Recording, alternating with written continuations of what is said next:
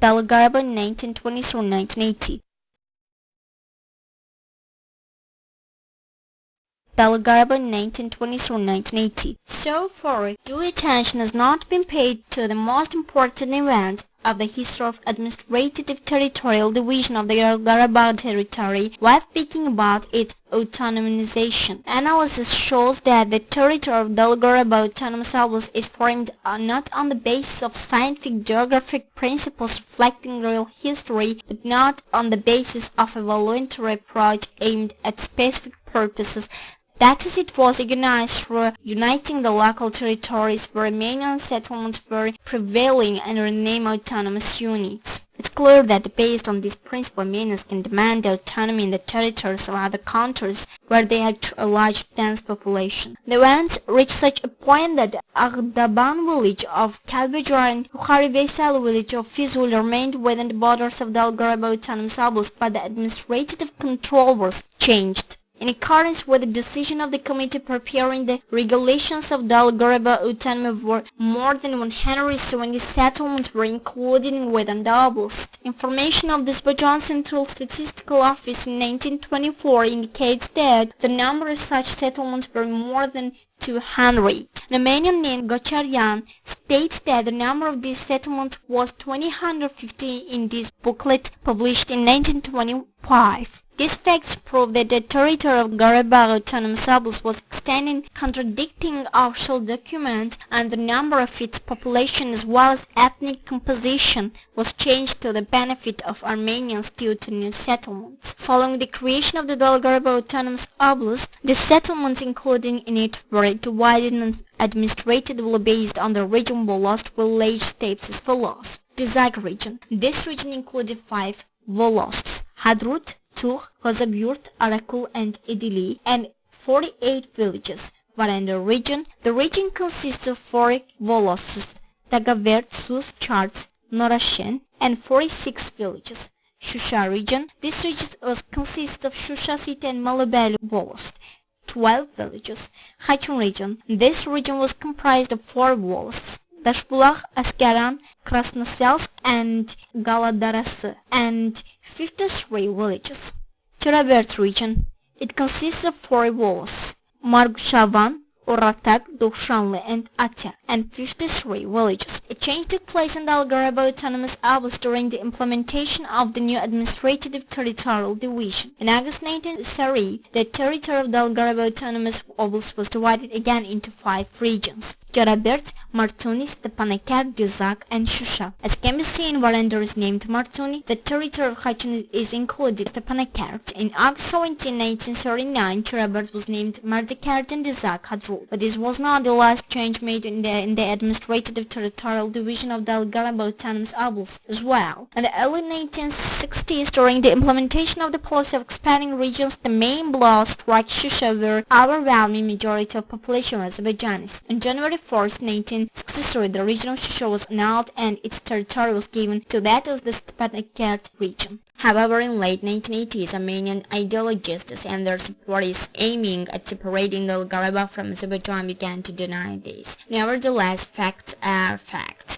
The achievements on the Garabagh Autonomous Oblast within Azerbaijan were reflected in the statistical journals published by the Oblast Statistical Office in Stepanakert. Further, the very Stepanakert tried to close its eyes to these editions, while there is a great need for not closing one's eyes to them, but approaching them more attentively. One of the statistical journals wrote about the situation in the cultural, economic, public health and other fields during the 40 years after the creation of Autonomous Oblast. Before the revolution, there were no secondary industrial educational institutions, public libraries and theaters in Garabagh. There were only 3 special cultural and educational institutions and 1 special cinema in the city of Shusha. Presently, there are 5 special secondary educational institutions in Garabagh Autonomous Oblast with 1,000 pupils, 164 libraries having the book stock of more than 930,000 copies separate here. 150 of the public libraries are in villages. Their book found reached 330,000 copies. Others, the Armenian State Dramatic Theatre, named after Garika State Song and Dance Ensemble in the Stepanakert city. There were 176 club establishments in the oblast. Garabagh has also research institutions. The newspaper Savitakan Garabagh has been published in native language, Armenian language, Then the first day of the establishment of the Garabagh Autonomous Oblast. While speaking about agriculture, the fact that Garabagh changed from the land of wooden plows into that of tractor and combines confirmed. Pointed out that at the beginning of 1963 there were 1.4 thousand tractors, 224 combines, 670 lorries, and thousands of other modern agricultural machines in the Garabagh agriculture. Much was done for the realization of the industrial potential of the Garabagh Autonomous Oblast during the 40 years. Gross product of the entire industry in 1962 grew by 341%, electric power by 945%, and so on compared to 1940. The oblast's socio-economic life developed dynamically as well after the mid-1960s. Comparison of the economic and social development rates generally of the Azerbaijani SSR, including Nakhchivan Soviet Socialist Republic and Garabagh Autonomous Oblast of 1964-1987 shows very clearly the autonomous oblast's high progress rate at the time. In 1987, the number of industrial workers in every 10,000 persons was 686 in the Republic and 387 in Nakhchivan Soviet Socialist Republic, while this figure equaled 657 in the Garabagh Autonomous Oblast. Gross agricultural product per capita equaled accordingly 588.501 and 692, etc. As to the social progress rates, these figures were much higher than the figures not only in Azerbaijan SSR, even the Armenian SSR, and in general in the URSSR. While the hospital bed supply of our 10,000 persons was 86.2 in the Armenian SSR, 97.9 in Azerbaijan SSR, this figure was 101.7 in the Garabagh Autonomous Oblast. Even the preamble of the resolution of the Soviet Union Communist Party Central Committee and USSR Council of Ministers dated on March 24, 1988, on the socio-economic development of the Garabagh Autonomous Oblast, which was adapted to the social efforts of Armenian separatists, Moscow supporters pointed out particularly the achievements gained in the oblast's social-economic development fields. And in the period when false information wanted by the separatists no limitations. Azerbaijan did not fear to put the fact of the socio-economic state of the Garabagh Autonomous Oblast, which as an integral part of it extensive public discussion. On the contrary, it was interested in more elucidation of the current situation. Therefore, in the spring March days of 1988, a round table on the theme of Garabagh Autonomous Oblast economic problems and visions was organized at the Institute of Economic Management at the Azerbaijan SSR Council of Ministers, and its materials were published and delivered to the public. Therefore, we don't think there is a need to state those facts here. We just want to draw attention to the speech of the chairman of the Academic Council on the problem of main assets, capital investment, economic efficiency of new technique, academician of the USSR Academy of Science, Armenian by nationality, SHUKUROV. At the end of the discussion during that round table, he confirmed the real situation and said, "It was very pleasant for me to conduct an exchange of opinions with my colleagues on the issues concerning even more development of the productive forces of Garabagh. I should confess that I didn't have sufficient full information on this issue, and our conversation gave me a chance to fill this gap to some extent." As it is said, this economist, academician SHUKUROV confesses that he doesn't have enough information about such an important issue. In this case, as the need to speak about others. In fact, Armenian separatists needed not the information reflecting the real situation. On the contrary, a lack of information was needed in the fight for breaking Garabagh from Azerbaijan. Following the granting of autonomy to the integral part of Azerbaijan, Garabagh Armenians in Garabagh, Armenia and abroad did not stop their separatist activity. And the period of silence of Armenian politicians, Armenian writers, poets, as well as men representing other classes became carriers of the strategic goal, or rather the politicians' post Mahat. Famous Armenian writer Shaginian published a booklet titled GARABAGH shortly after the granting of autonomy to GARABAGH. This booklet distorted the historical truths and gave false information to the all-Union reader. GARABAGH was a feudal district noble piece of Armenia, failing to achieve what they wanted in the 1920s and 30s. Armenians reactivated again following the war of 1941-1945. Armenians, mainly from GARABAGH Autonomous Oblast, make up 20.5% of the students of all higher education institutions and technical schools of Azerbaijan SSR. There are many comrades from GARABAGH among the Republic's party, Soviet and agricultural leaders, secretaries of Azerbaijan Communist Party Central Committee, Deputy People Commissariat, etc.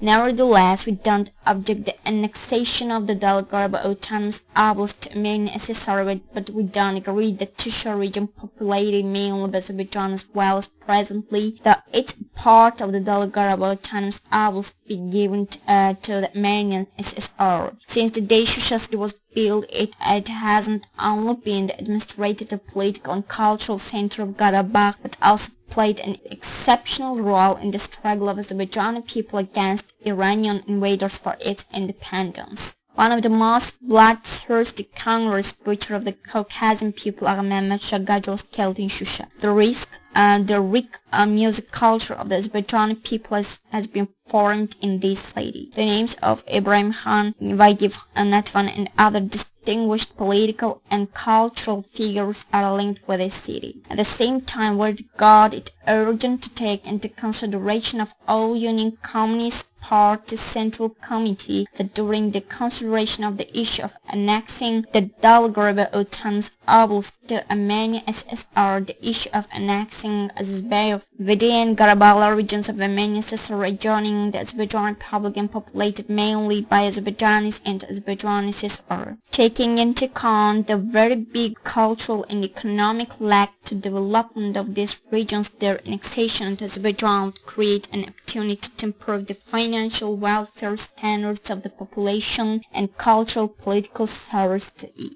We ask that all Union Communist Party Central come to consider as well the following issues in addition to the above mentioned. Judge and comrades raised the issue of giving Balkans, the Katal and Gar regions of Azerbaijan SSR to Georgian SSR. Despite the fact that the total number of population in the mentioned regions is 79,000, while Georgian Ingos make up only 9,000 of it, we don't protest against consideration of this issue, but the issue of annexation of Bartul region of Georgian SSR, adjoining directly to Azerbaijan SSR and populated exclusively by Azerbaijanis only to the Azerbaijan SSR, must be considered simultaneously with this issue. Finally, we ask you to consider the issue of annexing Derbent and Qasım Khan regions of Dagestan SSR, which were a part of Baku gubernia within Azerbaijan in the past and presently joined Azerbaijan SSR. Those regions are populated mainly by Azerbaijanis. In addition, more than half of the population engaged in cattle breeding spend 9 months of the year in the territory of Azerbaijan.